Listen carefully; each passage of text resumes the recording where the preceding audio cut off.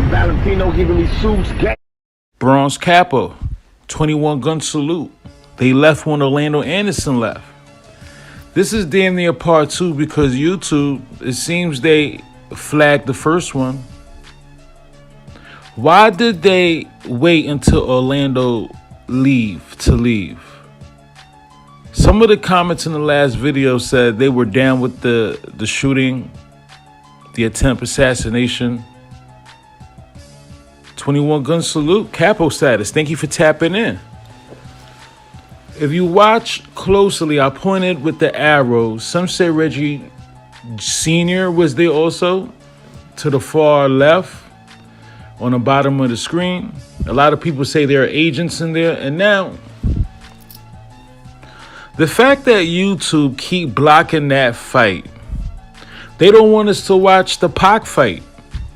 The fight that I discovered there was no 13 on the shirt. YouTube is definitely like stepping it up to not make y'all see that. The whole squabble, the whole tussling match. 21 gun salute. What are they hiding? Why did this group of people wait for Orlando to leave? You understand? 21 gun salute. I can't make this shit up. And you know, the more they block my videos, y'all should know me by now. I'm not going to stop. We're going to get this info out. We probably got to study this whole MGM security shit all over again. Because if they waited for Orlando, that means they walked in with Orlando. And I tried.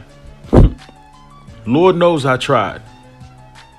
I've tried looking for this group of people that was waiting for Orlando Anderson. I try to look for them throughout the whole MGM shit.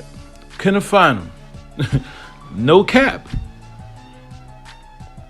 But I'm gonna dig a little deeper since YouTube is just working hard to step on these videos. I'm like, what's the problem? You understand? Thank you for tapping in. I see you on the next one. Bronze Capo. Respectfully checking in, and now I'm checking out. Peace. Was accomplished, and I mean that, not just in a cute way. You know, I purposely didn't put it on my record or nothing, because I didn't want anybody to just logo it real quick and come out with nigga t-shirts and all that type shit. Then white folks got little nigga badges and everybody's wearing nigga. You know what I'm saying? And just running out. See, that's what we do. We always sell ourselves short. You know what I'm saying? As soon as we get something that's good, the white man come with a shiny mirror or some couple beads or something, and we sold and a drink. You know what I'm saying? A St. Ives commercial. We're fine. Thank you. Fuck that. I wanted to make it something that we could live by. If I felt like there was no way I could stop calling myself a nigga. Just as sure as there was no way that motherfuckers was going to stop calling me nigga. So instead of letting them take that away from me, I took it from them. Nigga's now mine. And when they say nigga, they give me strength. You know what I'm saying? So say it. You know what I'm saying? Say it. And all those that say I'm wrong for saying and want to bleep it out, they wasn't bleeping this shit out 20 years ago. So don't bleep the shit out now. I still see Tom and Jerry's, you know, and Popeyes with black Sambo babies and shit. They ain't bleeping that shit out, so I'm be damned if I bleeped out nigga. And it's going to be on just like that every time. And I'm going to say it freely just like I say dude. Nigga. That's my word. You know what I'm saying? That's how I feel. I think really that's kind of, I interviewed Esther Roll a couple years ago when I worked at Radio Scope, and she said very much the same thing. That really has been the survival strategy for black folks in this country, because the bottom line is you're not going to be able to keep white America from calling you that or seeing you that way. So you just, as you say, take it back, turn it around. Took it from their ass. Hell yeah. Just like we could do anything. We can do that. I'm not saying this, I gotta say this again, it's not black against white. When I say we, it's the good against evil. You know what I'm saying? And what I mean by we can take anything we want, we can have anything because it belongs to you. If you right and you got good on your side, I really truly believe that nothing can stop you. You know what I'm saying? And I'm using the same things that America taught me. That's what I'm using, the tools of this country. Capitalism and imperialism, colonialism, I'm using all those against them. And that's what they hate. You know what I'm saying? They hate to see a little black kid sitting in first class with a gang of gold chains, gold rings, you know what I'm saying? The steward is staring at me. You know what I'm saying? They hate that. They hate that shit so bad. They hate when I get off the plane, and they lugging their luggage to go find a cab, and I got a car waiting for me with my name real big African name, Tupac. They hate that. I see it in their eyes. They hate that when they see me in a restaurant or something with a girl, it's a black woman that I'm sitting next to. They hate that. They hate it. They really hate it when it's a white woman, but they won't see it. They won't, not from Tupac. So they hate that they see me with black women. They hate that I don't say bitch, you know what I'm saying, to black females. I say bitch to white cops and the crooked cops. That's who I say bitch to. That's who's a bitch. You know what I'm saying? They hate that. They hate that they can't limit me and hold me into one circle. They hate that every time they try to put me in the gangster category, I flip, do a somersault, and end up in the juice category. And I love that. I love that about myself, and I love that about black people. And if I could love, I'm loving myself. I remember when I was poor, I hated myself. Now I love myself. So I see what the curse can do, and I see what it takes to get it off you. It just takes a little confidence. And that's what we're missing as black people. We let them make us feel like, you know, quiet. Again, just being quiet. You know what I'm saying? Telling you that wearing gold chains is hoochie. And that's played out because they make jokes about it. You know, boom, hubba, hubba, hubba, hubba. Really, they ain't got no rhythm. So what can they tell me? How can they joke about boom, hubba, hubba, and they ain't got no rhythm? You know what I'm saying? Joke about me wearing gold chains and they wearing a cougar skin. They wearing an animal skin. You know what I'm saying? And it's 20, you know, it's hot. They wearing animals' furs. How can they tell me about surviving on this planet and I've been here longer? And I can walk in the sun with no problems. For as long as I want, I can enjoy the air for as long as I want. And they can't. Something's wrong. So there is a difference. For us to say that we all equal, we are all equal in terms of the rights that we should be given, but everybody is different. Everybody is unique. And you have to give black people their credits, just like we gave white people their credits. I tell you, this is it. I'm just digging talking to you, so we got to wind down. Let me just ask you, I'm curious about the origin of your name and if it what it represents and what it. Tupac. My mother. You know, when she gave birth to me, she was just coming out of jail, being in jail, because they was holding her for the trial.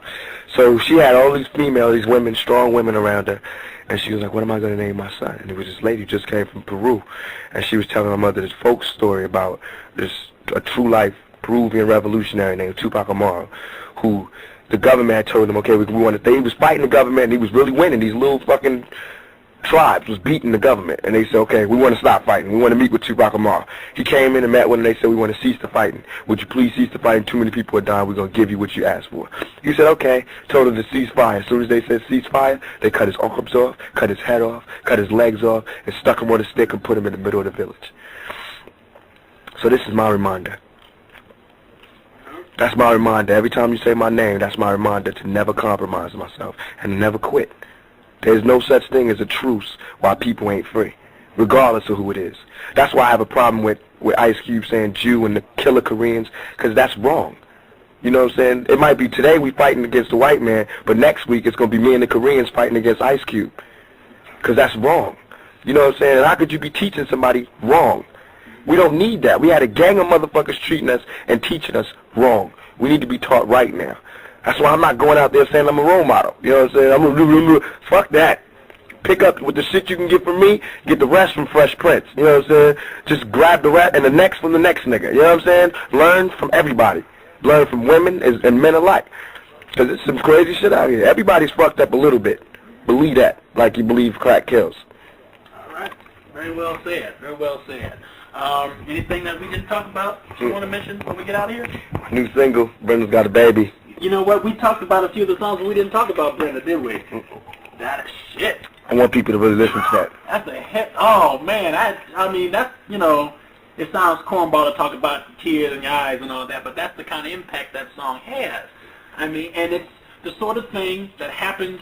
We see it in the paper. We don't see it in the paper, but it happens. That's real. That's real, and that's what I wanted to say. I wanted to say that, you know what I'm saying, part of a revolutionary is to know that.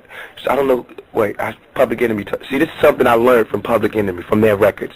They said that, Sojourner Truth said that the true measure of a man, of a revolution, no, the true measure of a man is in the consistency of his woman, or something like that. But so I knew that. I felt like, you know, all these black, even Public Enemy, even Paris, and they all talk black. They're talking black man, black man, black man, black man, and they'll never say nothing about black woman, the one who birthed them, birthed us, who brought us here. That's where we came from. Everybody knows where you come from, Africa. We come from a woman. That's where we come from, mother woman, the woman. And we have to give more respect to females. That's what I want to add, that little twist to my travels. Now the inspiration for the song. It's true. Came out of the New York Post or the Daily News, one of them papers. It was over a week I was reading this article about this girl, and I wrote after a while. It was in my trailer while we was filming Juice, in between shots. I wrote it just while I was crying too. That's why I knew everybody else would cry, because I was crying. And I'm a hard edge type of person. It takes a lot to move me. But I was in tears because this little black girl was all by herself. And on the next page, I'm hearing about little debutantes and shit. Having a, you know what I'm saying? That shit was just getting to me too much. I felt like we don't have so much, man. So much that we borrowed from, and it hurts. Yeah. Okay. I think we got it. There it is. All right. Let me get you to take a look at these station IDs. These are some of the stations that carry our countdown show, and if you could just run through those. All of these? Yeah. Okay. You don't need to worry about this part, just hi, this is Tupac. However you want to introduce yourself, then pick it up there, you know, just go on down. Okay. Ready? Yes. Hey, what's up? This is Tupac, the rebel of the underground. That. Yo, what's up? This is Tupac, the rebel of the underground, and we on KISS 95.7, Connecticut's 10 in a row music power. Hey, this is Tupac, a.k.a. Bishop from the movie Juice, and you know you jamming on FM 92, The Beat. This is Tupac, the rebel of the underground, and you're listening to 97.9, The Box.